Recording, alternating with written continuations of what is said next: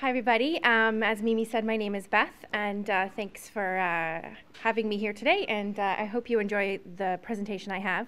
I'm hoping there's time for questions at the end, though I have a fair amount of information.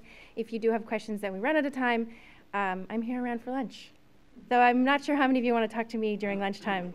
People tend to have issues talking to dietitians when they're eating. I don't know. My slide progressor has stepped away from the computer.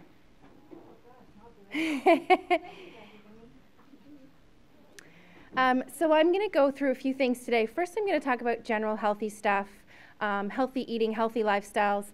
Then I'm going to go through some hot topics in nutrition that you may have heard about in the news. And then I'm going to talk about nutrition and alpha-1 antitrypsin specifically, both for the lung affected as well as for the liver affected. And then if we have time at the end, I want to touch on some of the common naturopathic questions that come up. Because I know a lot of people seek that as a treatment option. So next slide, please. So the most important thing in anybody really, whether you have a regular healthy person or whether you do have a chronic illness, the most important thing is to stay healthy. It's your best defense against any preventable diseases, and it's your best defense against recurrence or acuity in chronic diseases. It's important to maintain and keep a healthy body weight, as extra weight strains all your body systems, especially the lungs, and it puts you at higher risk for developing other diseases such as type 2 diabetes, hypertension, high cholesterol, and all those fun, fabulous things. The most important thing to remember is that it's a balance of the food that you eat and the energy and the activity that you do in order to achieve this healthy body weight. Next slide, please.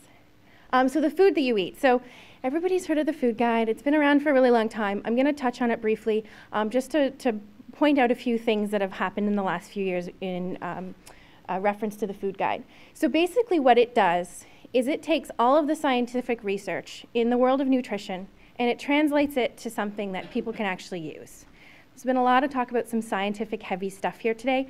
We don't expect you guys to actually understand all of the research that goes on behind nutrition-related stuff. And so scientists and dietitians and all the various stakeholders get together and take that information and they translate it to something that the average person can actually look at and use and take steps from. So in 2007, it was actually relaunched. It's changed its look slightly, still has the classic rainbow and the various colors, but they've changed some of the order of some of the things in the rainbow, as well as changed some of the serving sizes. And they've tried to make it a little bit more accessible by the average person, as well as making it a little bit more multicultural. So you can actually go on to the Health Canada website here, and you can customize the food options that show up in the serving size. So, you know, the last time it was out, you would never find tofu as an option, whereas now you can actually customize it so you can find out exactly where tofu fits in and what a serving size of tofu would actually look like, as an example. So here is the where you would go to find out what I should be eating, how much I should be eating, and you know, kind of what that means. So they've actually broken the serving sizes and the food guides into age and gender specific. Before, there used to be a really big range, like they would say 5 to 10 servings today. What does that mean? You know, the average person maybe doesn't need 5 to 10. 10 servings of fruits and vegetables is actually for your athlete, whereas 5 is more realistic for the average person. So they've broken it down into different age groups. So you can actually go and see, okay, well, I'm, you know, 65 and I'm a male, how many servings of everything do I need? So it's just making it a little bit more specific to each individual person. So next slide. So the next section of the food guide goes through kind of what the serving sizes actually look like. A lot of people say, I can't eat that many vegetables, it's too much, I'd go crazy. Well, realistically, when you look at the serving sizes, it's not that much. A serving size of a typical fruit or vegetable is a half cup. So my fist is about a cup. So if you eat an orange or an apple that size, you're actually having 2 fruit and vegetable servings. So a lot of people are surprised when they find that out. And you'll notice, maybe you didn't notice, but in the top right corner, I've actually put an X over juice. I don't like juice. Juice isn't good for anybody. It's too high in sugar, doesn't have enough fiber. If you're gonna drink juice, mix it with some water, but don't drink juice as your fruit and vegetable serving. So that's why I've X'd it out. Next slide, please. And then, actually skip this one, this isn't a good slide. Next slide. No, next slide, please. Yeah, so the most important take-home message from the food guide is make the right choices. Choose low-fat proteins from meat, beans, and legumes. Choose higher fiber grains from fruits and vegetables. Fiber has actually been associated with improved lung function in people with COPD. So there's sort of all the more reason to take more fiber. Helps your lungs as well as helps in other areas. And then don't forget dairy. There's a lot of questions that come up in terms of dairy and mucus production with alpha-1 antitrypsin. They've actually done a study where they weighed the mucus production of people who ate dairy and those who didn't eat dairy. Now, these are healthy individuals, not lung-affected alpha-1 individuals. However, there was no difference in the amount of mucus production between people who are on dairy and off of dairy. So, sorry? In healthy people. And there's really no reason why that would be any different in somebody with alpha-1 antitrypsin deficiency. Anecdotally, lots of people will tell us that they feel better off of dairy. So I'm not telling people that not to do that. If you are feeling better off of it, fine. The important thing is that you choose the right alternative to dairy. You know, soy-based products are a great alternative. Make sure you're getting enough calcium and vitamin D supplements if you're not drinking a soy alternative. But the other thing with dairy is, and I'll talk a little bit about weight gain and issues that lung-affected people may have in terms of weight gain, but dairy is a great source of calories. So if you are having weight gain issues in an acute flare, dairy is one of the best ways of getting extra calories in your diet. So, you know, I don't like when people give dairy a bad rap. Okay, next slide, please. Okay, so then it's important to, as much as important as eating is, it's also important to keep a healthy lifestyle. And there's sort of two ideas that I think about when I talk to families about healthy eating and healthy lifestyles. One hand, you've got, yeah, sure, your hardcore physical exercise, the thing that everybody hates to do. But on the other hand, you also have your being physically active in your day-to-day life. And so those two things actually work together in order to help you maintain a healthy body weight. And so being active in your day-to-day life is talking about things like, you know, your gardening and walking around and taking the stairs. Those types of things which are moving your body, but not actually exerting a lot of energy. So those types of things, if you start to do them more and more, can actually contribute a lot towards healthy body weight. So, you know, if you work in an office, take the stairs to your office. Go down the stairs to the bathroom, make you walk yourself back up the stairs to go back to your desk. You know, get off the bus an extra stop so that you're walking a couple more blocks. So it's minuscule little changes that will altogether start to have a much bigger impact. And, oh, sorry, go back. And then that being said, I can't ignore the fact that it is important to continue to have more physical activity in your life. And those are the type of things that actually get your heart rate up. So the recommendation is to get 30 to 60 minutes at least 3 times a week. Now, there has been a study that looks at physical activity in COPD, and there's actually been shown to be improved strength of the breathing muscles, so the muscles in here that help with breathing. So if you're more physically active, those muscles can be improved. And then there's also a decrease in whole body inflammation. So we know that alpha-1 antitrypsin enzyme has a role in inflammation in the body.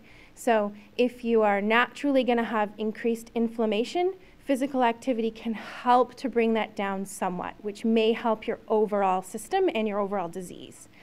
So much more reason to have physical activity because there's been some specific things shown in the COPD population. In somebody who has is quite debilitated because of their disease, it's important that you have the appropriate assistance when you're doing that activity. So making sure that you're not just starting out on your own and doing activity that's above your level. It's important that you do seek help when you want to start some kind of program, because we don't want to have anybody getting into trouble. Next slide, please.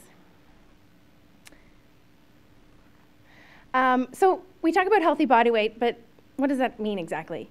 So we have this measure called the body mass index, and it's a measure of the ratio of your height to your weight. So a little bit awkward to calculate if you don't know what you're doing. So you can go online and just Google search BMI calculators, and there's a pile of them out there. An easy one to get to is eattracker.ca. It's actually the Dietitians of Canada website. And basically what you would take is your weight in kilograms divided by your height in meters squared. So you'd multiply your height meters by itself and then divide that by your weight. And so normal BMI would be anywhere between 18.5 and 24.9. And then anything above 30 is overweight, and beyond that, you're sort of into the obese categories. So some healthcare people will actually talk in terms of achieving a healthy BMI. So that's what we mean for that. Next slide. Okay, so nutrition in the news. Every morning, everybody wakes up and listens to the headlines, and there's always different things going on. You know, one day they'll say, whatever is good for you, red wine is good for you. The next day they'll say, red wine's not good for you. Well, what does that mean, and how do you actually take that information and use it? So hopefully these next few slides will help a little bit with that. Next slide, please. Okay, so fats. We talk a lot about fats. Good fats, bad fats, butter, margarine, what's the scoop there? The important thing to remember about fats is that all fat, regardless of whether we call it good or bad, has the same number of calories. So if you eat a diet of only good fat, still doesn't mean you're going to lose weight. You're still eating fat and getting all the calories from that. So it's still important to remember that in general, it's better to cut back on your fat. But when we talk specifically about good fats, we're talking about unsaturated fats. And so these come from plants. They're your oils. They're liquid at room temperature, your canola, your olive oil, all that kind of good stuff. They actually contain no cholesterol. And they contain a type of fat called omega-3. And this type of fat, which I'll talk about later on, has some really strong anti-inflammatory properties that we've had a lot of research done on. So they're definitely good for somebody who has an inflammatory disease. And the most obvious way to recognize a good fat is that it's liquid at room temperature, so the oils are always a good choice. Next slide. So then we have our bad fats, and they're the saturated fats. They come from animals. They contain cholesterol, and the saturated fat itself will actually increase your blood cholesterol. So this is why it gets the name bad. It increases anybody's risks of developing any sort of heart disease by clogging your arteries. It gets stuck, and when it gets stuck, the blood can't flow through, and that's when you have things like heart disease and hypertension and those types of things. And these can be identified because they're solid at room temperature. So this would be where your butter and your lard and stuff would fall in. The tricky thing is margarine. Margarine is solid at room temperature. However, food companies actually change the oil to make it solid, which takes us to another type of fat, which is a bit tricky, and that's the trans fats. It's been in the news quite significantly in the past couple of years. And so the next slide talks about trans fats. As I mentioned, it is manufactured by food companies in order to take a fat that's liquid at room temperature and make it solid. So it's to take your canola oil to make it into margarine. They actually change it. The side problem that happens is that you end up with these trans fats. Won't get into the technicality of how that happens, but trans fats are bad. Basically what they do is they raise your bad cholesterol and they lower your good cholesterol. So we talk about cholesterol in terms of ratio. You want a good ratio of the good stuff and the bad stuff. The bad cholesterol takes fat basically and deposits it in your body, whereas good cholesterol picks the fat up and expels it from their body. So you want more of the exit cholesterol and less of the inroad cholesterol. So by eating trans fats, you're actually decreasing your exit cholesterol. And so that's not a good thing. The way that you can tell whether a food has trans fats in it is when you read the ingredients, it says it's made with hydrogenated oil. That's sort of the word to look for. Okay? So next slide. So then I talked before a little bit about omega-3 fats.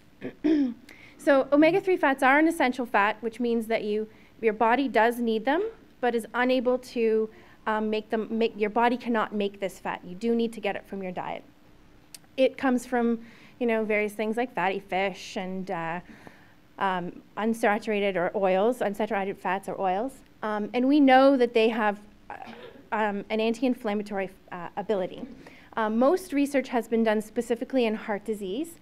Some research has come out recently in terms of cancer and osteoporosis, but there's really no reason why we can't take some anti-inflammatory properties and sort of apply it to a number of various different conditions, including alpha-1 antitrypsin, because it's essentially there's an inflammatory disorder. So it's to your benefit to increase the amount of omega-3 fats in your diet.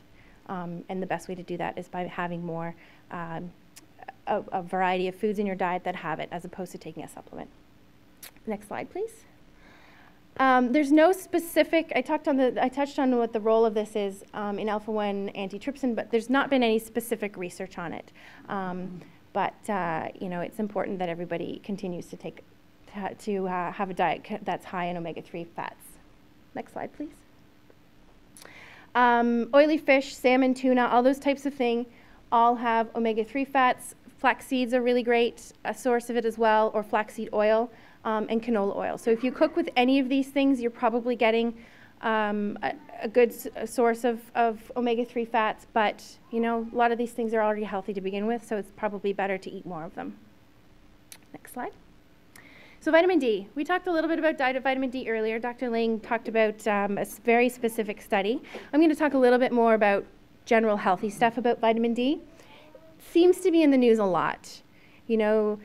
Jim often will forward me anything he comes across in terms of nutrition. Most of the time, the stuff he forwards me is related to vitamin D, so I know it's out there in the news. Lots of stuff has been looking at the anti-inflammatory properties of vitamin D. A lot is still unknown in that relationship, but there is a lot that we do know about vitamin D, and all of it basically is really suggestive that it's a great vitamin to continue to take. So it's essential for maximizing bone health, and if you were to check the vitamin D level of everybody in this room, I would say a good portion of you are probably insufficient or low, and that is just because we live in Canada and we don't have enough in our diet. So the bottom line there is it's probably a great idea to supplement, and then my next slide has some information on that. It is actually the sunshine vitamin, so you've probably heard that on the news. It is made when the sun hits your skin, but in Canada the angle of the sun is inappropriate for having enough intensity on your skin, and plus we're all covered up, so there's not a whole lot of skin exposure. So the average, the Canadian is deficient, and it's even worse in the winter. So you might have okay levels in the summer, but come winter, they're going to start to drop. It's most beneficial for people to supplement. A lot of people think they can get it from their food, but it's probably not the case. 800 to 1,000 for an adult is kind of your standard dosage, and then in kids, it used to be 400, and about 3 months ago, they've changed the recommendations and they've increased it to about 600. So those are sort of the new recommendations. You can have your vitamin D levels checked. So when you go and see your doctor, you can ask them. If the lab may actually try to charge you for it, but if your physician indicates on the requisition that it's for some sort of potential malabsorption disorder, then you might be able to get it covered. They changed things recently so that people now have to pay for the test unless they have some kind of known disease. So see if you can get it covered for you. Okay, so then antioxidants. We often hear news reports that say drink or eat more things like green tea, wine, blueberries, goji berries, pomegranate, chocolate, all of these types of things. And you kind of wonder, why is that the case? you know, antioxidants, you hear that on the news, and it's kind of become a term that's thrown around quite regularly. But really, who knows what an antioxidant is? Probably not many of you. It's even something that when I think about antioxidants, I really have to remind myself exactly what it is and why it's important. Next slide. So antioxidants are actually considered a sacrificial lamb. So in your body, in a disease process, there's a series of of reactions called oxidation that can cause cell damage or even cell death. And so what antioxidants actually do is they will basically step in front of your body cells and get damaged or get, somehow interrupt the process. And it doesn't, so then your body cells don't get harmed. So it sort of sacrifices itself so that your body processes improve or stay appropriate. So the important thing with antioxidants is it's just better to eat a variety of foods that are very colorful, because antioxidants actually come from the color of your food. So bright red tomatoes, pomegranates are bright red. So those types of things have lots of color to them, and so they're high in antioxidants. So eating lots of different colorful things is key. There are a pile of supplements that you can get out there. However, there's really not great research on using antioxidant supplements. The few studies that have been out there have looked at, for example, lycopene from tomatoes. If they look at people who eat lots of tomatoes in their diet, they know that they have lower rates of all sorts of diseases that are, and they suspect that it's the antioxidant of the tomatoes that's causing the reduced disease state. But then when they take that similar population and they just give them lycopene, they're not seeing the same improvements or the same rates of diseases in those populations. And the idea is that there's something that actually happens in the food that adds together. So you have all of your components added together have a bigger effect than all of the individual components if they were given separately. So it's always better to eat the whole food instead of taking a supplement. Now, vitamin D, as I said, is a bit of an aside. Nobody can get enough from their diet. So in general, any sort of supplementation, you get a better benefit from eating more of the food that contains it than taking the supplement itself. Next slide, please. So then we hear about prebiotics. What the heck is a prebiotic? Somebody's telling me that there's a bacteria that's actually good for me. Doesn't sound right. You know, you always think of bacteria as being bad. Well, yeah, probiotics are actually bacteria that can have a beneficial effect on your system. So everybody has bacteria in your gut. Just what happens. They have a role in digestion. They have a role in various other things, maybe even some anti-inflammatory properties. We don't know enough about that yet, but it's potential. But what a probiotic does is when it gets to your gut, it helps to balance out the bacteria that's already there. And it can help to improve your gut function, your comfort with eating, may help to reduce gas, may help to increase frequency of bowel motions, all sorts of various things. So probiotics are a relatively new hot topic in the world of nutrition. The tricky thing about probiotics is there are thousands, if not millions, of different strains of bacteria out there. And different bacteria have different effect in their probiotic activity.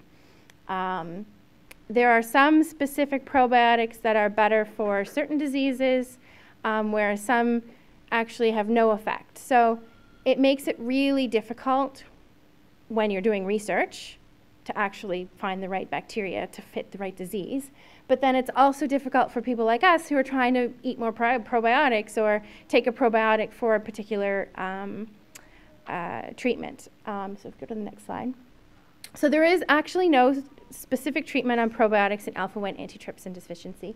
However, there's some interesting new information coming out of a very specific population in the US. So when somebody is in the ICU and they're on a ventilator, there's a type of pneumonia that's really common, and it's basically a ventilator-induced pneumonia.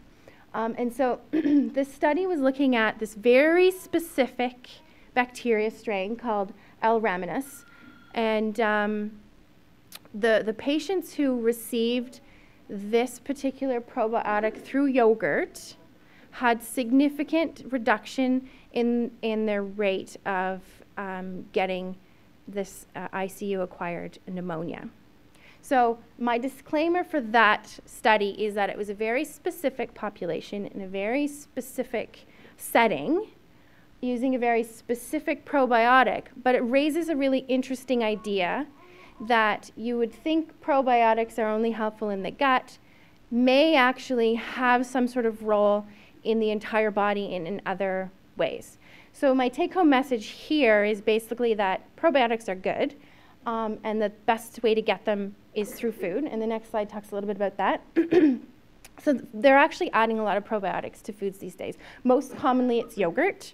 There are some little probiotic drinks that are now made from rice that you could try. And you know, they're very helpful. You can try them. If they work for you, great. If they don't, you know, no harm to you. There are supplements available, but again, supplements are a bit tricky in that the bacteria in the supplement would have to be alive in order for it to be effective. If the bacteria is dead, it's not going to do anything. It has no activity. If the bacteria is stored on a shelf at room temperature, it is less likely to be alive. So you're better off buying a bacteria or a probiotic supplement from a refrigerator. But then the problem is, how do you know what strain is in there and how effective it's going to be for you? So it's really tricky to pick the right supplement. So my message to families is always just eat more yogurt. It's kind of the simplest way to do it. Unless you've actually spoken to your doctor and that doctor knows of specific research on a specific strain of probiotics. So, okay, next slide. Okay, so nutrition and alpha-1 antitrypsin deficiency. This is why you guys are really all here listening to me. Sort of think, healthy eating, man, not so exciting. I want to know about using nutrition as treatment.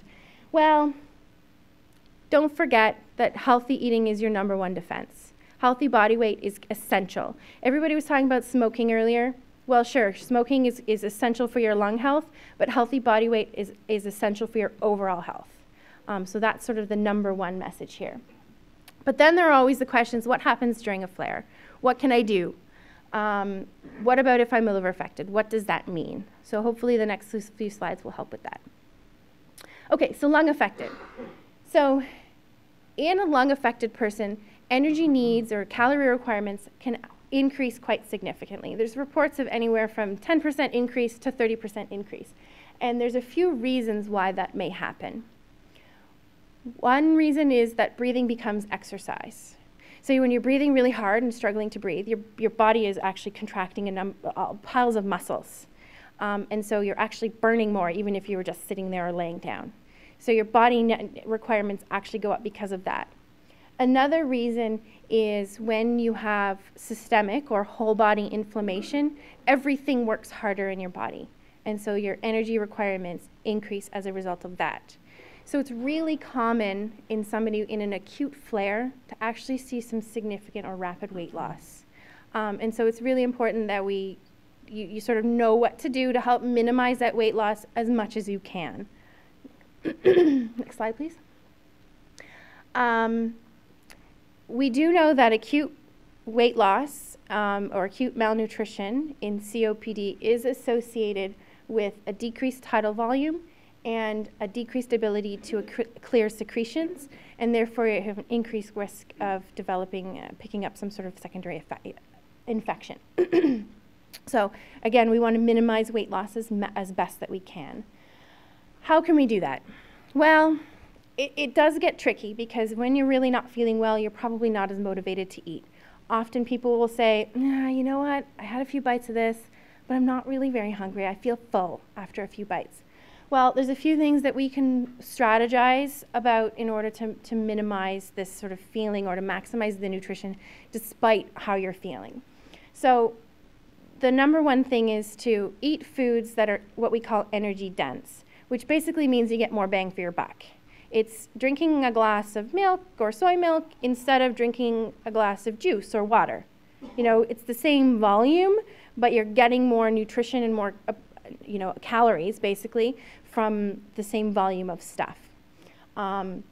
you can do things to add calories to the food that you eat. You know, add butter, add margarine, add oil, whatever. Add cheese, you know, if you need to increase the calories on something that you would already eat. If you find yourself feeling full before you finish your meal, the strategy for that is eating small, frequent meals. So eating, you know, having a little snack every 2 hours instead of trying to sit down for the classic breakfast, lunch, and dinner. And then the important thing is to continue to eat foods from a variety of the food groups, because as I said before, nutrition is more than the sum of all of its different parts. It's the whole thing together. Don't forget to drink lots of fluids. Because your mucus production is increased, your breathing rate is increased, you're actually losing a lot of fluid from your secretions and also from breathing out. So your fluid increases are actually quite markedly increased. And then when you're in an acute flare and you're breathing even harder, then you're even losing more fluid. So make sure that you're drinking enough fluids. Certain medical treatments, for example, corticosteroids or prednisone, used for treatment of the inflammatory response of this disease, actually do have some nutritional side effects that you need to be aware of. If you are on long-term high-dose steroids in particular, there's pretty significant changes to your bones. So it's important that you continue to take your vitamin D supplements and even a calcium supplement if you're really on high-dose prednisone. And then there's some pretty significant appetite changes. Lots of people find that their hunger shoots up. They're constantly wanting to eat when they're on prednisone. And lots of people gain significant weight when they're on prednisone. There's something called moon face when you're on prednisone, which means that your face starts looking round and really puffy. Part of that is specific to the prednisone. Part of that is also because you get really hungry and want to eat all the time. And so there is some weight gain. So you may not avoid this moon face thing completely, but what we do want to avoid is the significant weight gain you might experience. It's better to avoid the weight gain when you're on the therapy as opposed to trying to lose the weight when you stop the therapy, because weight loss is always a lot harder than preventing weight gain. So make sure you eat healthy snacks. You know, go for your healthy option as opposed to your junk food option, which is where your cravings are probably going to want to send you. Okay, next slide. Some people find that they have a lot of gas and bloating that greatly affects their lung capacity or their comfort with breathing. The reason for this is when you have any sort of gas or discomfort sort of below the diaphragm, it forces the diaphragm kind of up a little bit. It changes the pressure, which may cause a change in pressure for your lungs. So in order to minimize the experience of gas and bloating, there's a few things that you can talk about. Avoid overeating. Eating a large meal actually has a pretty huge effect on your gas production. Avoid eating quickly and avoid talking when you're eating. When I talk about gas here, I'm not just talking about the bottom end gas, we're also talking about the top end gas. So if you're eating really quickly or talking while you're eating, you're actually going to be swallowing more air. So by taking your time and not talking when you're eating, you're going to reduce the amount of air that you swallow. And then I talked about fiber being really important earlier. I don't expect anybody to go home now and say, oh, I'm not eating enough fiber. I'm going to have a giant bowl of beans, and I'm going to have this and that, and have bran here in the morning. You're going to be really uncomfortable. The way to avoid that is to slowly increase the amount of fiber in your diet. You know, start by taking your morning cereal of Rice Krispies and adding a sprinkle of all bran to it, as opposed to sitting down and having a giant bowl of all brown. By slowly increasing the amount of fiber that's in your system, you're probably going to be able to avoid the gas production or reduce the amount of gas that you'll experience. And then the other thing to remember when you're increasing your fiber is to make sure that you continue to drink enough fluids. Because if you don't have enough fluid and you've got a pile of fiber in your gut, it's just going to sit there, and the bacteria is going to fester away and produce gas, and it's going to get stuck, and you're going to be really uncomfortable. If you drink enough fluid, it will help to flush the fiber and the stool through your GI tract to help move the gas out. So fiber and fluids you have to do hand in hand. And then the other thing to avoid gas is to avoid carbonated beverages.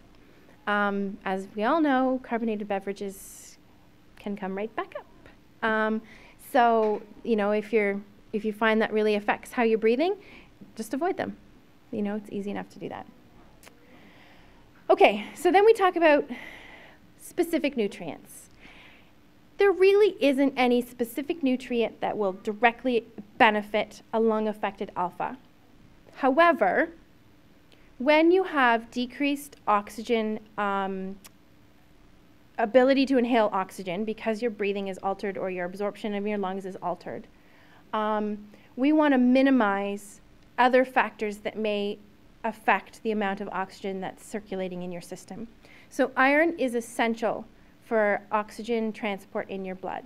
Iron and oxygen actually work together to move around in your system. So if you have insufficient iron stores or insufficient iron in your blood, your oxygen transport is actually going to be decreased. So you're already taking one hit because you're lung affected, but then if you also have low iron, you're going to be taking a second hit. So why not improve your iron status in order to maximize, because it's a variable that you can actually control. So you can have your doctor check your iron status at just routine blood work. It's very straightforward. There's no special tests. You don't have to pay any extra for this kind of stuff. But if you are iron deficient or anemic or anything like that, it's important that you bring your iron back up because that may help you feel a little bit better and have better oxygen carrying in your bloodstream. Side note to that is, if your iron is normal in your blood, there's no point in supplementing. Actually, increased iron supplementation with normal can actually be dangerous. So don't supplement unless you have to. Food sources, always better. Meat is the best source for iron. It's the most efficiently used by the body. However, you can get iron from vegetables, not as easily used. So you need to eat more in order to get the same amount of iron. But it's possible if you're a vegetarian to get enough iron. Important thing is that you choose your leafy greens and fortified grains because they're a good source of iron. So next slide, please. So then we talk about liver affected. So liver is essential for digestion. It plays a huge role in the digestion of food. So if you are a liver affected individual, there are going to be changes to your digestive process. If you have significant liver disease, you're going to have a significant effect on your digestion. If you have relatively mild disease, your body can compensate for it. So just because you have liver disease doesn't mean you're automatically going to have issues. It just means that we need to be a little bit more careful and more vigilant about appropriate nutrition stuff. So kids in particular, if they have significant liver disease, they may have weight gain and growth issues, and those need to be addressed. What happens is when the liver becomes cirrhotic or scarred, there's, the inflammation causes the scarring to happen. The healthy livers are replaced by the scar tissues, which basically doesn't have any functionality. So it doesn't do anything. It just sits there and is really hard. And so you have fewer and fewer cells that actually do the liver's job. So next slide, please. Next slide, please. So there's a number of specific complications, which I'm going to talk about, and they're kind of worst case scenarios. And then in a few more slides, I'll talk a little bit about more general liver stuff. So something can happen called portal hypertension. So basically the blood pressure in the large vein that goes to your liver increases and causes sort of a back pressure. So instead of going this way, the pressure is so high, things go back this way. So there's definitely going to be medical treatment involved, and your GI liver doctor is going to be involved in that treatment. And there are a number of nutritional things that may be suggested at the time, you know, maybe low sodium diet, those types of things. In those situations, if you have experienced portal hypertension, you're probably going to be talking to your doctor specifically about nutrition stuff, if not being referred to the dietitian that works in that clinic. So I'm not going to go through those kind of specific things right now. Something else that may happen in a liver-affected person is they have what's called ascites. And so this is the sort of classic big belly that happens with people with liver disease. So yeah, sure, your liver gets a bit bigger, but then you also may have this fluid accumulation around your liver, and that's called ascites. And the extra fluid down here can do have a number of different complications. The first thing is you might have decreased appetite, because if you got all this fluid, then your stomach's being squished, and so you're not really feeling very hungry, or you eat something small and you feel full. So, that might be something that somebody with ascites is facing. And sort of the same recommendations I had before about small, frequent meals and having high nutrient-dense foods is sort of your nutritional treatment for that kind of symptom. Alternatively, the medical team may recommend other changes to your diet, like a sodium restriction or even a fluid restriction, to help manage the amount of fluid that's in your abdomen. So you'll be, if you do experience that, you'll have some really specific help around that. Next slide. A very rare, or much more rare, side effect of a liver-infected individual is called hepaticencephalopathy. So basically, this is the state of mental confusion or altered consciousness as a result of accumulation of certain chemicals that your liver can't process. They actually accumulate in your brain and cause this sort of altered consciousness and confusion. You're definitely going to be having medical guided therapy for that. There's been some look at using a product called lactulose, which is a prebiotic sort of laxative that can be somewhat helpful in helping clear these chemicals. And historically, there has been using a lower protein diet as therapy. We no longer do that. So if you are reading anything and you come across, hepatic encephalopathy, people talk about low protein, it's not really recommended anymore. It's more important that somebody eats adequate protein so that their whole body is working better than cutting back on the amount of protein, and then you become protein deficient. So it's actually much better not to reduce the amount of protein you're eating. Okay, so more general stuff about liver-affected individuals. Your liver is essential for absorption, specifically of fat-soluble vitamins. And the fat-soluble vitamins are your vitamin A, D, E, and K. And Connie mentioned those earlier in her talk. Vitamin levels in a liver-affected person are most likely going to be altered somewhat, if not significantly low. So as part of your regular follow-up with your liver doctor, they should be checking your fat-soluble vitamin levels, and if they're not, you can probably ask them to. And then once those levels are available, supplements need to be changed accordingly. Vitamin D, as I said earlier, 800 to 1,000 for your average adult is fine. If your liver affected, probably going to need significantly more than that. But that's a decision that's going to be made between your doctor and you. Okay? So in kids, the goal for any kid is normal weight gain and growth and development. If we have somebody who's liver affected and their liver's not working very well, and they're at the point where their liver is getting really cirrhotic and they sort of have this chronic jaundice, there may be issues with weight gain because their liver isn't able to function as well as it should, and there may be decreased sort of nutrient breakdown and metabolism.